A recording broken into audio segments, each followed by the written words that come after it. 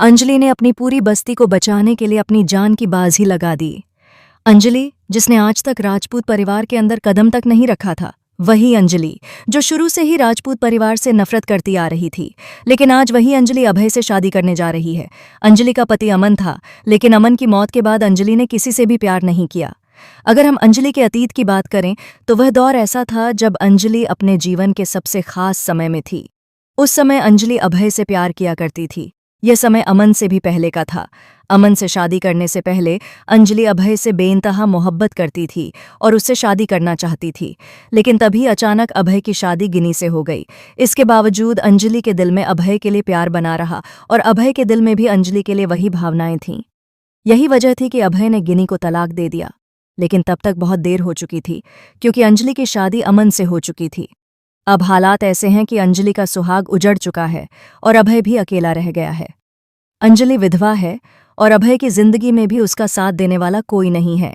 आने वाले एपिसोड में हम देखेंगे कि अभय और अंजलि की शादी के लिए पूरा राजपूत परिवार, ठाकुर परिवार, राजवंशी परिवार और अवस्थी परिवार एकजुट होकर इस शादी को धूमधाम से मनाने की तैयारी करता है। लेकिन इस शादी के बीच एक बहुत बड़ा बवाल होने वाला है। हम सभी जानते हैं कि अंजलि अभय से शादी सिर्फ और सिर्फ मजबूरी में कर रही है, अपनी चोल को बचाने के लिए। अंजलि अपनी चोल को बचाने के लिए भारी रकम का इंतजाम नहीं कर सकती, इसलिए वह राजपूत परिवार की मदद ले रही है। दूसरी ओर राजपूत परिवार ठाकुर परिवार की मदद ले रहा है और ठाकुर परिवार पहले से ही दामोदर मौजूमदार के इशारों पर चल रहा है। दामोदर मौजूमदार किसी भी हालत में अंजलि की चोल को बचाने वाला नहीं है। तो आखिर पूरे एपिसोड में क्या हुआ, आइए जानते हैं। कहानी की शुरुआत गिनी से होती है, जो अपने कमरे में बैठकर फूट फूट कर रो रही होती है, क्योंकि कुछ ही दिनों में अंजलि और अभय की शादी होने वाली है। ये दोनों एक दूसरे के जीवन साथी बनने वाले हैं और अपना आने वाला जीवन साथ बिताने वाले हैं। इसी बात को लेकर गिनी पूरी तरह टूट चुकी होती है। मेड गिनी के लिए खाना लेकर आती है और उसे समझाने की कोशिश करती है, लेकिन गिनी खाना फेंक देती है। वह कहती है कि जब मेरी जिंदगी से मेरा सुहाग ही छीन लिया गया है तो मैं क्या करूं? मेरे पति अभय ने मुझसे 7 फेरे लिए थे, 7 जन्मों का वादा किया था, लेकिन आज वह मुझे छोड़कर अंजलि अवस्थी से शादी करने जा रहा है। दूसरी तरफ अंजलि भी बेहद परेशान होती है। उसे भी अभय से शादी करना अच्छा नहीं लग रहा, लेकिन वह यह सब सिर्फ अपनी चोल को बचाने के लिए कर रही है।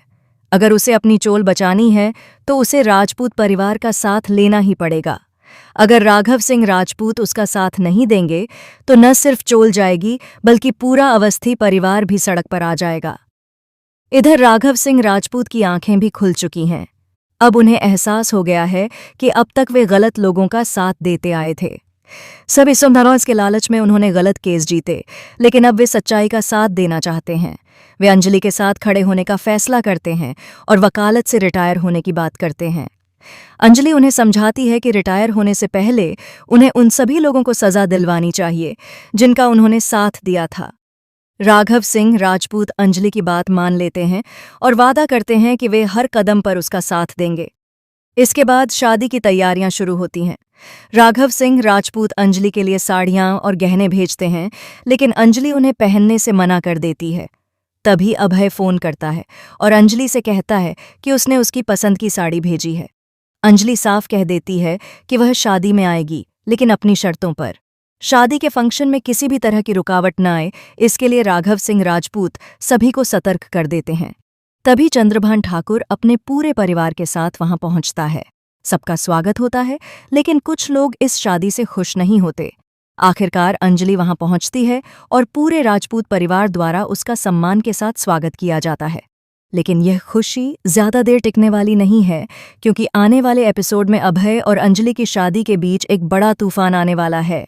राघव सिंह राजपूत का तांडव रूप देखने को मिलेगा और कहानी एक